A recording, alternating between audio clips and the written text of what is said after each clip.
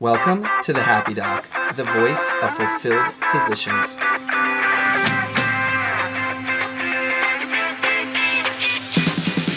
This show is about bringing inspirational, creative, successful, and happy health professionals to you.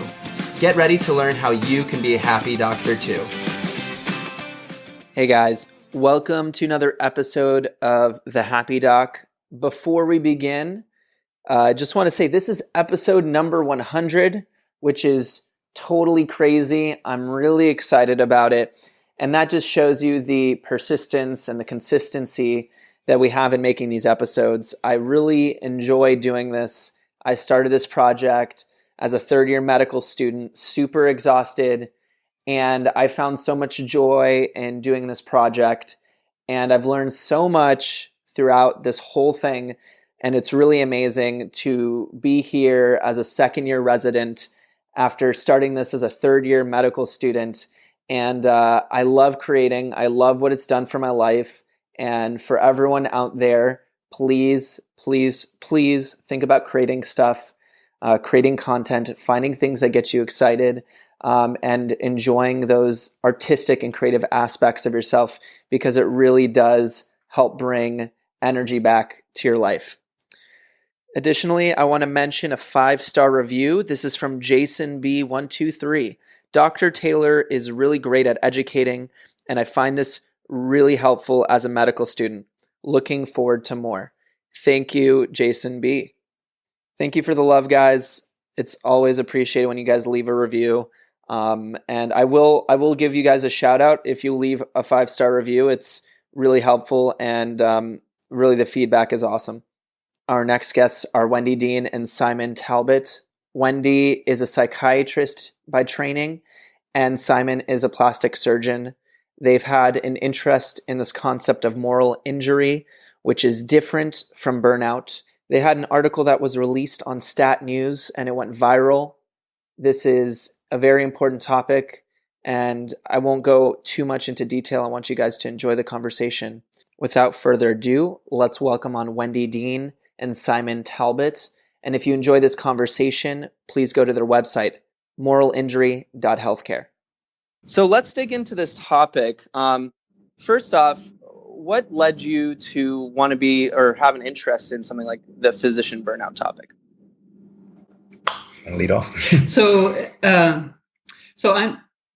background is in psychiatry, and I had spent a lot of years watching colleagues struggle more and more with a life in healthcare.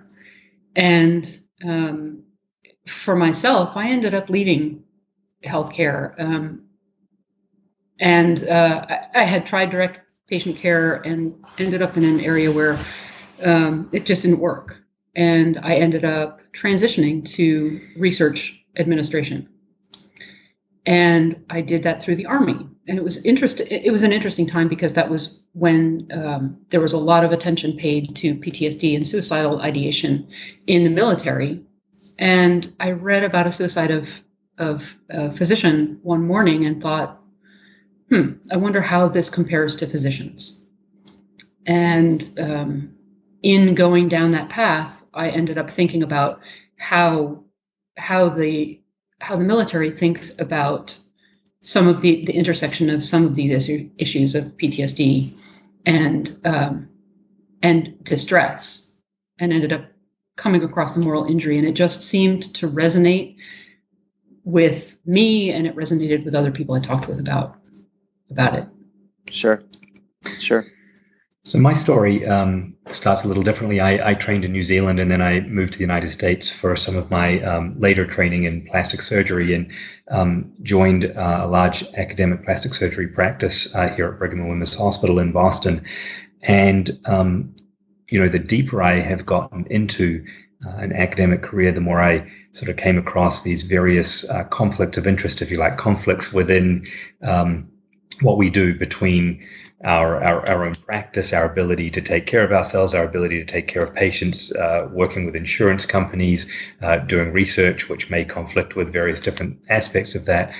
And so as I got deeper into this, the more I found that I was struggling, and a lot of my colleagues were struggling with this whole concept. And as the burnout thing started to surface nationally, it became more and more obvious to me that there was more than just a problem with the number of hours people were working or personal dissatisfaction. And that was when Wendy and I started speaking and saying, there's got to be more to this than just people are working too hard and people have just got too much on their plates. There's got to be something that's eating away at them, and there's got to be a reason why they're struggling.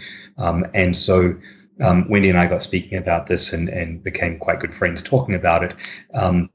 And the more we've worked on this, the more I felt that there's got to be an opportunity to improve what we're doing. There's got to be a real opportunity here to change what we're doing and make it work a little better. Sure. So for our listeners, how do you two work together, and how do you guys combine on this topic? You want to start? Go ahead. So, Wendy was working for the Department of Defense, and some of the funding for the work I do on extremity transplant was funded by the Department of Defense. So we've known each other for quite some time through that relationship, and it's just through working closely there that we've sort of spoken offline and developed this mutual interest in it. So it was really very organic. There was no intentional start to talking about burnout and moral injury, other than the simple fact that we were both sort of noticing the same problems in two completely separate areas, right? The Department of Defense and academic healthcare. Amazing. And I love that you guys have come together and to really start to discuss this topic a lot more. So initially, you hear about physician burnout. Did you guys buy into that concept of the physician is just burned out immediately? Was that something that made sense to you? Or, how did that evolve for you?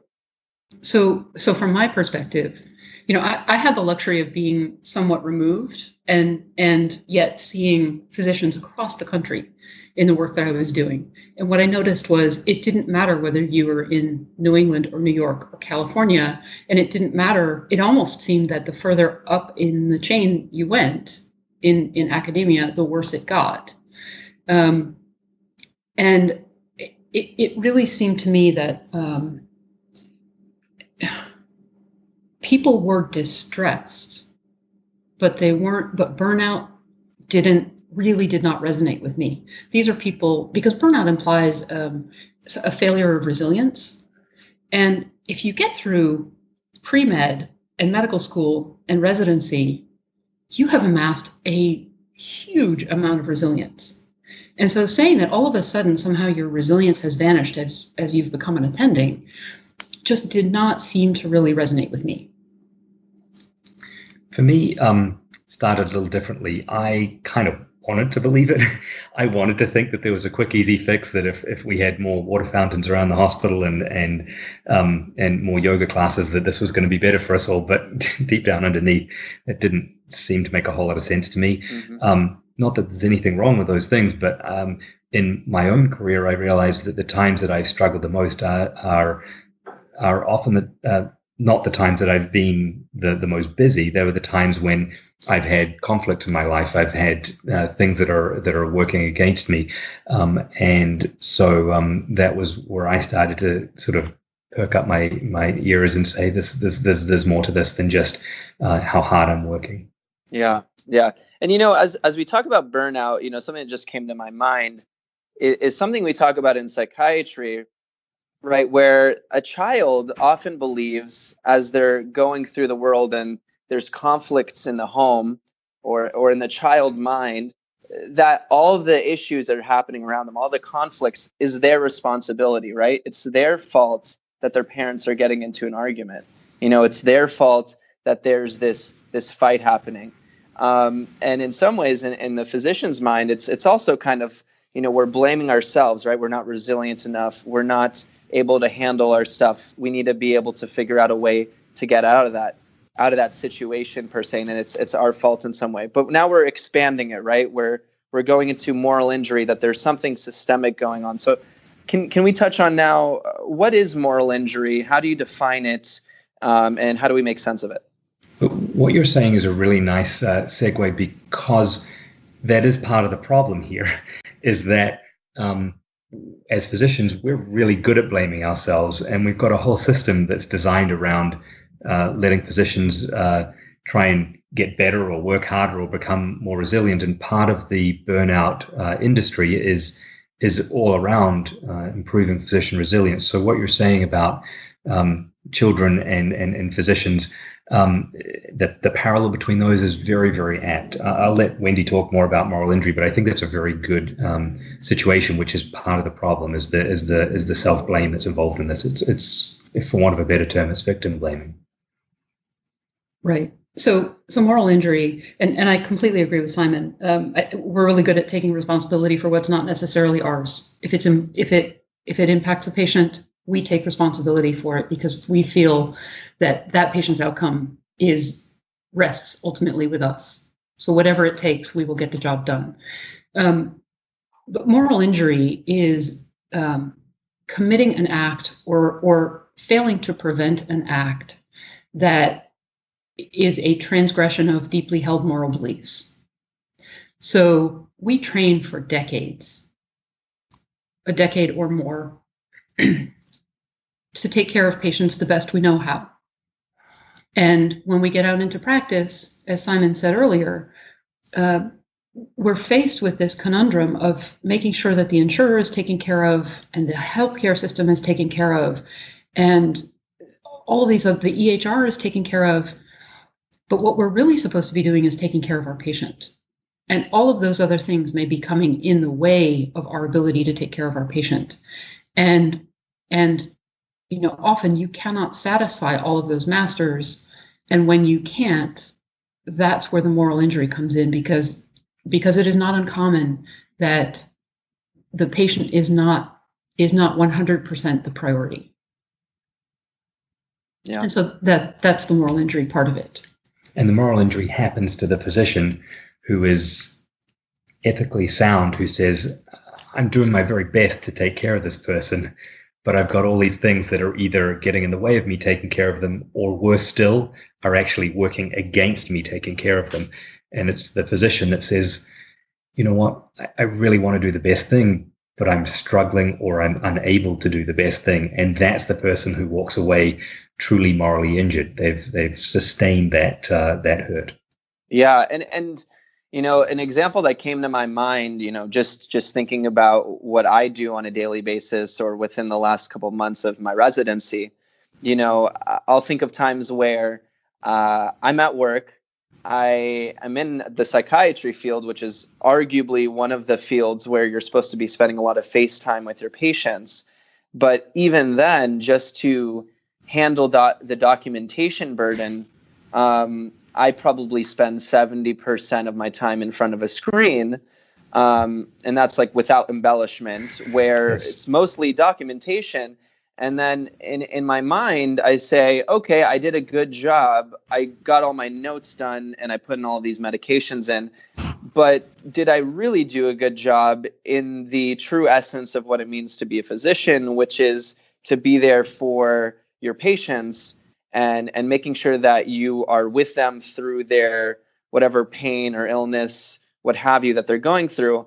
And I can't, even now say with 100% certainty, I have done everything I could do that day for them because, for example, that 70% is for this documentation, medical, legal part, which is important, 100%, that we document and all of those things, but at the cost of that, at the cost of the purpose of what we went into it for, there's a huge discrepancy. Right. Yeah.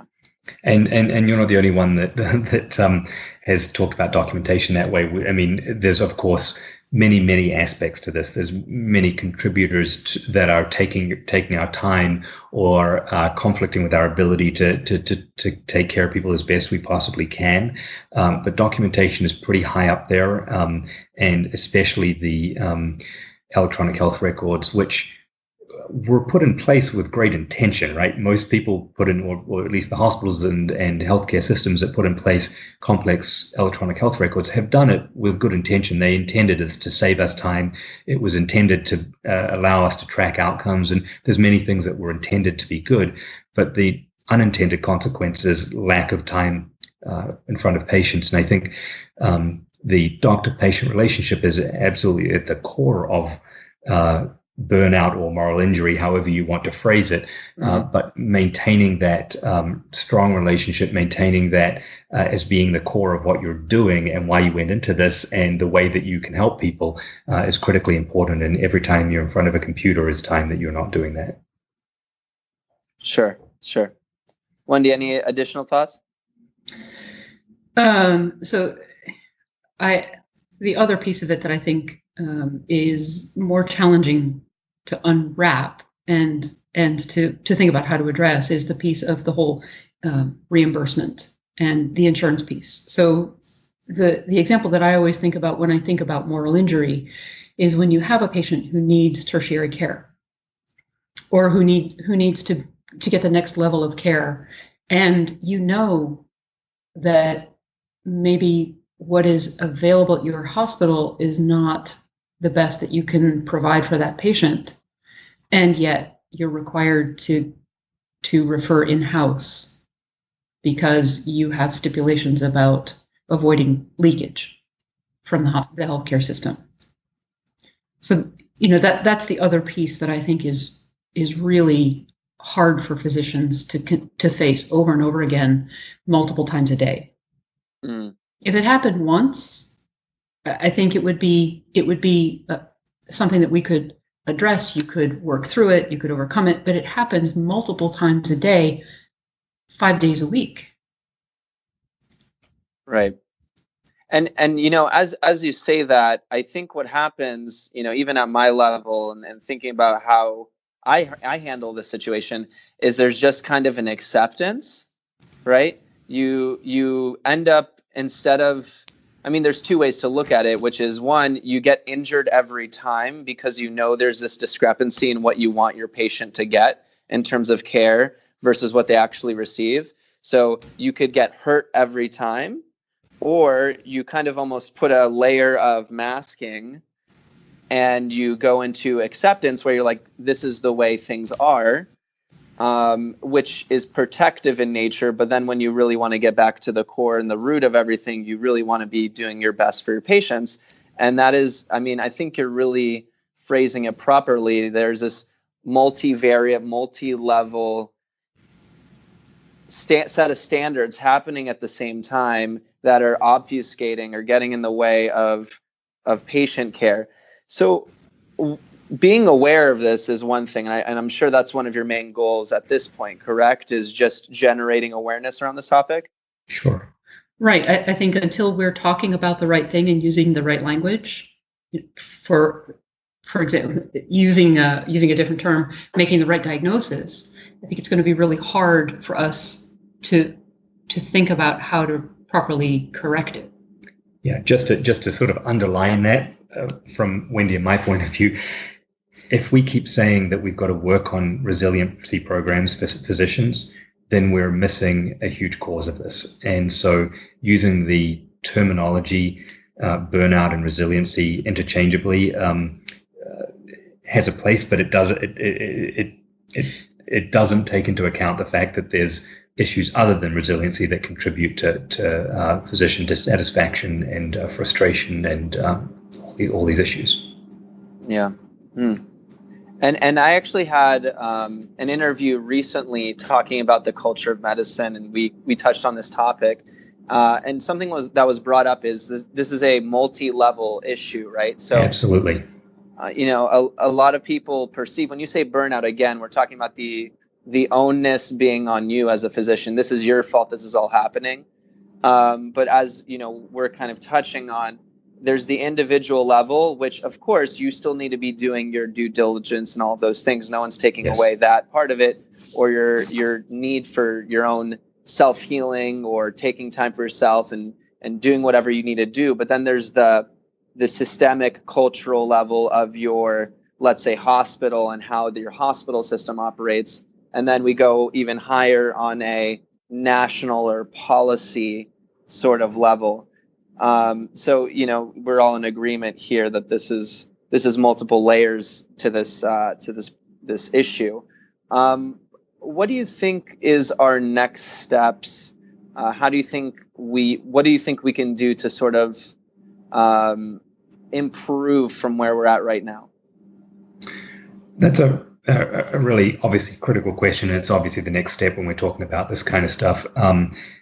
And just like as you mentioned, the problem is multi-layered. The solutions are obviously multi-layered.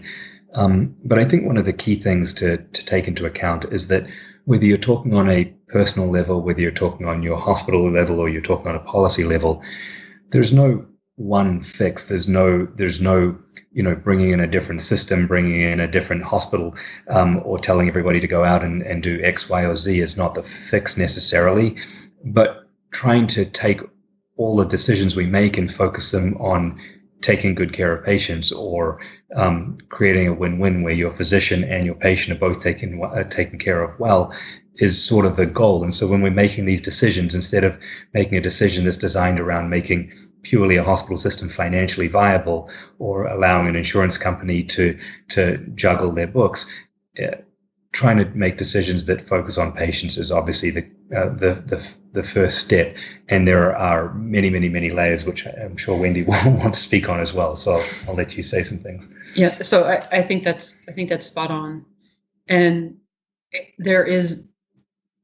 I think what happens a lot of times is people look at how complex this issue is, and they get exhausted very quickly, because we're all working at the top of our game. We're working as hard as we can and being asked to work harder every day. And thinking about this as the only way I can fix this problem is to fix all of healthcare is overwhelming. But I think if each of us if we can do two things, which is to come together and agree that things need to be different, and this is the root cause of the problem. X is the root cause of the problem, and then choose the paths along which each of us is most equipped to intervene. So, for example, understanding how reimbursement works and what the influences are, the impact is on you personally and on your patients. Understanding that deeply so that you can make choices and you can speak back about it. Understand how hospital systems and insurers use metrics. Understanding how policy works to be able to influence policy. I think all of those are they're things that we can do as a group, but no one person is going to be able to change this by themselves. Right. This is such a huge, it really is a national level situation that we have, that you're absolutely right. It's not just going to take one person that's of interest in the change. It's going to take many people putting their heads together and constantly working on this, such as, getting in a group like this and having this conversation and spreading it for people to have some awareness. And bringing patients into the conversation too, because, and frankly, we're all patients at some point, right? We don't get through this life without being a patient now and then, and understanding deeply what that patient experience is, where and how we can improve both our experience as well as theirs, because we all want the same thing. We want them to be better. Sure. And we want the best outcomes for our patients. One of the things that comes up when you talk about this along these lines is people say, well, that's all well and good, but healthcare is really expensive. And providing outstanding healthcare with unlimited amounts of time and unlimited amounts of resources is to some degree an impossibility, right? We'd all love to spend a couple hours with our patients talking about their problems and using expensive tests to diagnose things where necessary. But we do have to bring some efficiency into the system. And there's a lot of places that we can actually improve efficiency. And there's a lot of places where we can maximize the benefit to patients without spending tremendous amounts of time and energy on things that are not helpful. So some of the things in our own system are the way that EHRs are used and the expectations of documentation and the expectations medico-legally of what we do. I think there are other areas like the way that we communicate with insurance companies and the massive amounts of bureaucracy and paperwork and the increasing layers of administration that stand between a patient and the doctor or the doctor and the inpatient. So there are certainly ways that we can improve the system without it necessarily having to cost a lot of money. And there's certainly places that we can trim back the fat and improve patient care and improve the relationship that we have. So, that's an important point, that this is not all just about spending more time with patients and everything will be better. Right. And, some things that come to mind, even like simple things such as like in the ER, I know they use scribes a lot, right? Well, that's just one small way that you're taking a little bit of burden off of the physician and they can focus more on that human patient-physician relationship, for example. Or I saw Wendy's going to have a comment here. Yeah, please. Yeah. So, I understand using scribes in the ER. I am very reluctant to think about us deploying scribes widespread across the healthcare system, because I think that what that is doing is that's adding a layer of cost. And it is yet another person in an exam room with that patient, getting in between the patient and the physician. And I worry about the veracity of the information that you would get from patients, because they would be reluctant. It's no longer a closely confidential environment. I think your point is well taken, to Taylor, which is that there are ways that we can put in place other things in healthcare that work really well. For example, in my practice, I just have a fantastic team. I have an administrative assistant and a PA who I work with very closely, and we are a little tight team. All of my patients know each of them, and together we have a really close-knit group, and we really enjoy taking care of people together, and in many ways we're interchangeable. The same when we're in the operating room, we develop these tight relationships, and I think it's those little subgroups that allow you to get separated out from this enormous machine that we're working on, where you just feel like a cog in that machine. If you can get your little group and get your teamwork going and people work well together, you can to some degree insulate yourself from some of this. It doesn't mean you can overcome the system, but at least it means that you can have you can work a little bit independently of the system at times. Right, and I think there's definitely something to be said about being in groups, and it's almost like we're all dealing with this together right now. Like, for example, my residency, I can connect with my other residents that this is tough, and so we might not have a solution right now, but we can all agree as a team and as a group, we're going to try to handle this together.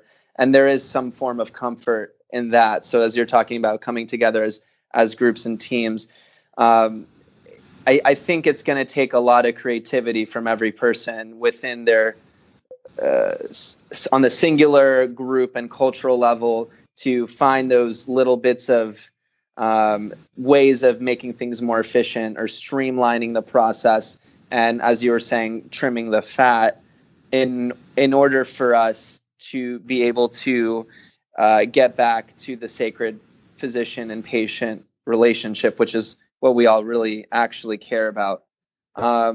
Something that we had discussed before we actually got on this conversation is the importance of this in the context of medical students and early trainees, because, as you guys know, you come in bright-eyed, really excited.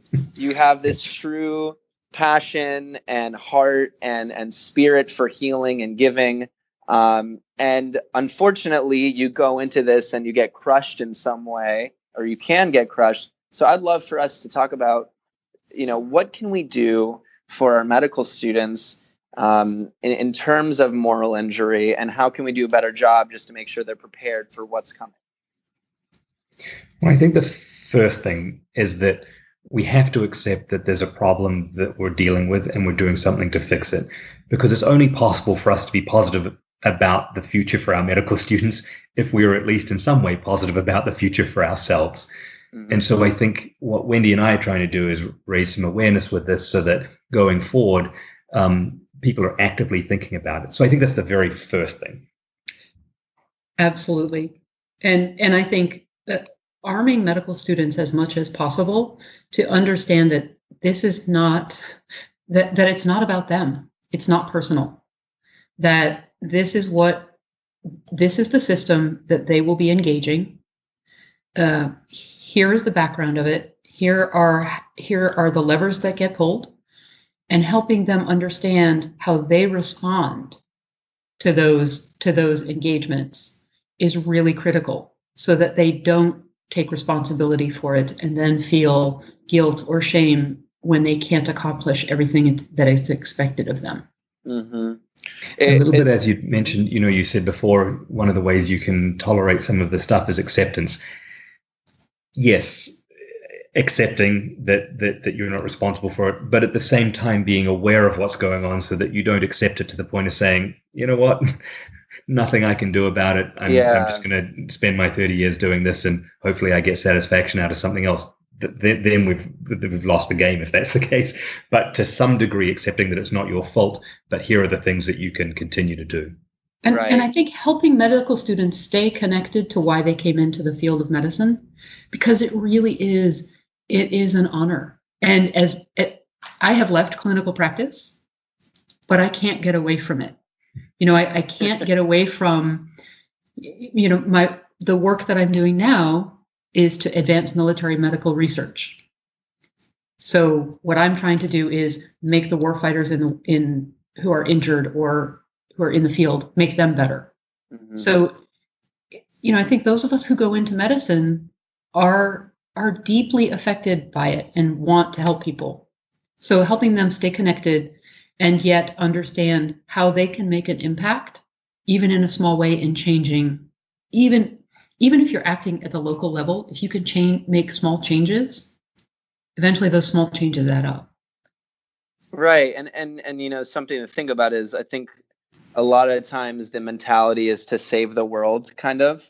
But, if we really do, like, for example, if this conversation and what you guys are doing does spread, even if each individual takes that ownership to improve their local setting, that local setting exponentially does save the world. You know what I mean? And when people see what you're doing on a day-to-day level, when I go to work and you have these, days where everything just works out, right? You go to the operating room or you're in the clinic and you realize you really have made a profound impact, or someone tells you that you've made a profound impact, or you do an operation and things just go perfectly. This doesn't happen every single time, but those little victories really do spread, and other people see them. Your medical students see them, your colleagues see them, the people around you see them, and it's amazing how often that then goes forward and that patient's family notice it, and realizing that your role as a physician to really heal people and take care of people, regardless of the system that you're in, can really transcend some of these problems. And making it obvious out there that what we're doing is worthwhile, I think, is important. Mm-hmm. Yeah, 100%. Being the example always, in a way that you can exude the top standards of what it means to care for someone. I mean, those are the qualities that sometimes students won't tell you what their evaluation of you is, right? Or they won't let you know exactly what's happening, but they're always going to remember that experience. And if we can show that example, it really does change a lot of people. Any other thoughts? Give you an example. Mm-hmm. I'll give you an example. Today I was teaching a course for the American College of Surgeons, and one of a number of people there was actually a surgeon who had taught me 18 years ago, and I happened to be teaching how to do humanitarian surgery, and I was showing the surgeon how to repair a tendon in the developing world. And we didn't actually recognize each other until at the end she came up to me and commented. And I remember her like it was yesterday when we were speaking in the operating room, and it is the example that she showed me that 18 years later I still think about and I still remember, and hopefully I was able to show her a similar example of enthusiasm towards what we're doing that actually transcends all of these frustrations with EHRs and insurance companies and billing and RVUs and all the rest of it. And I think that was an example in just today for me where that became really palpable. So, I mean, I love that story, and that totally gets to the point. Is we're always going to remember those influences throughout our careers of people who've taught us. And it's great that you guys had that interaction so many years later. That's fantastic. One question I really like to ask when it comes to tough problems such as these is flipping the problem around and saying, in a world where we did not have these problems, in a world where everything was perfect, how would you have recreated it, or what would you have wished to have seen that would make our medical care better? What are some things that we could idealize? So I think it all starts with the patient. It all starts with the patient, and it wipes away the liability, and it works to standards, to high standards. It means not doing too much for patients, not doing too little, and making sure we understand what their value systems are so that we're tailoring our treatment to what their values are and how they want to live their lives. So without being religious about it in any way, it really does fall back on the do unto others as you would have them do unto you, right? Mm-hmm. When you see a patient in the hospital, as Wendy mentions, it doesn't always mean providing excessive medical care. Sometimes it's saying to the patient who's at the end of their life, let's not put you in the CT scanner and do an unnecessary test. Sometimes it's saying to the family members, let's pull back here and have you go home with your family member. And at other times it is, let's do an extraordinary amount to try and protect you from what's going on around you. So it's falling back on treating a patient as you would be treated yourself, and hopefully, your decisions for your care will align with the patient's and respecting their wishes. So I think that's sort of part of it.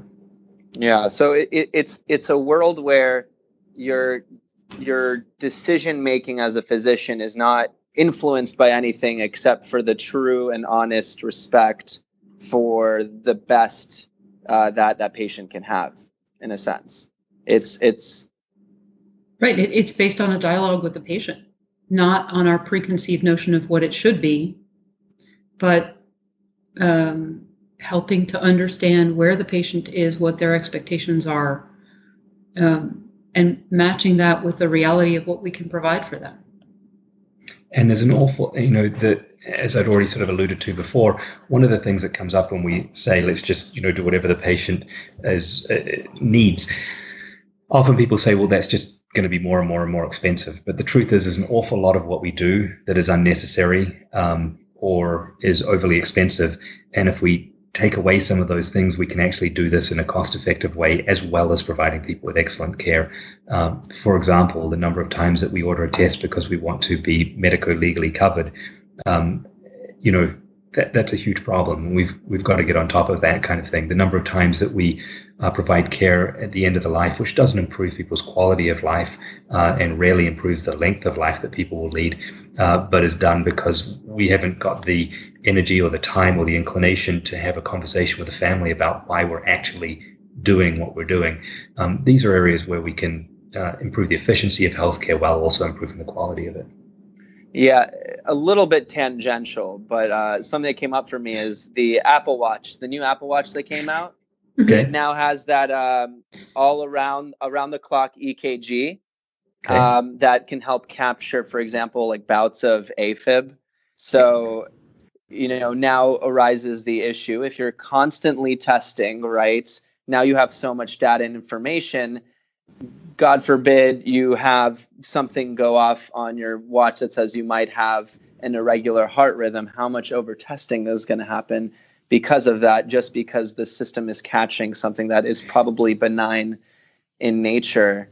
I honestly think that a lot of medicine is like that now, that we've gone from looking for the source of symptoms to looking for asymptomatic preclinical disease.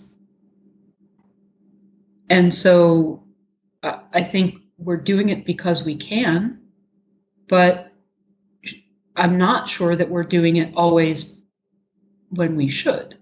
Mm-hmm. So, for example, should an 80-year-old woman have a mammogram? It happens all the time. Mm-hmm. And I think these are rational conversations that, in all likelihood, may not change outcomes, but we do them because there's some driver causing us to do it. Yeah. We need our numbers to be good. Our preventive, everybody needs to have their preventive tests, or our numbers are going to fall off. Yeah.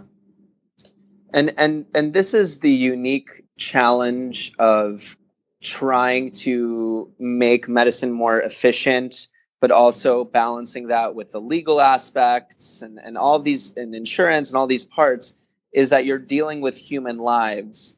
And so that to try to monetize a biological system, to try to understand the interplay between all of these parts that we have, that's why it is really challenging. I think that's what makes it very difficult. It makes it very interesting. And I think there's also a reason why we all sitting here also went into it, because I think it's one of the most difficult challenges that we face as a society, is this part of medicine and that interplay with human beings. It leaves us with tremendous opportunity to improve. If we were a perfect system, we probably wouldn't be having this conversation. There is tremendous opportunity for us to improve the system and to improve the lives of people. I mean, it's incredible where we've come in the last several hundred years. And this is the challenge of the information technology age going forward, is how do we now go from the level that we are to the next step? And so I think rather than necessarily focusing on this as a problem, we should focus on it as an opportunity to improve patient care, improve physician well-being altogether. Sure. Now I'm going to open it up for you guys. Any thoughts that you'd like to impart with our listeners today in the medical field about moral injury and what you'd like them to take away from this discussion? So for me, I just want them to understand that it's not their fault, that this is, that the distress is real, and that there are ways that we can combat it, to not lose hope, not to get hopeless, and to recognize that really it is not a personal failing. It's a systemic issue, a systems issue, I should say. Right. And I totally agree with Wendy. I think that, I don't want to take anything away from the groups that are focusing on personal resilience and well-being from the, personal psychosocial point of view.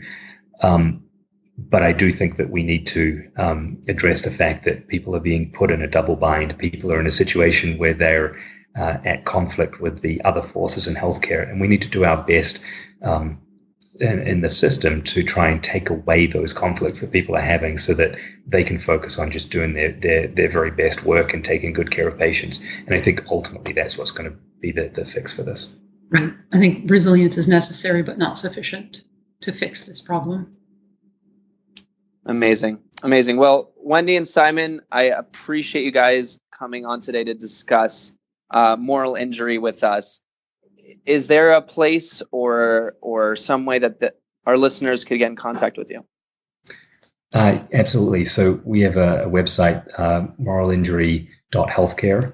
And if people go there, they can get hold of us via our email, and they can see some of the work that we're working on. They can also download some of the articles that we've been writing. So we'd be very happy for people to go to moralinjury.healthcare.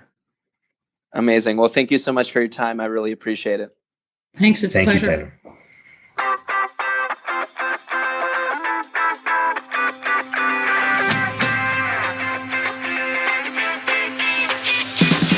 Thank you so much for listening to the Happy Doc podcast, the voice of fulfilled physicians.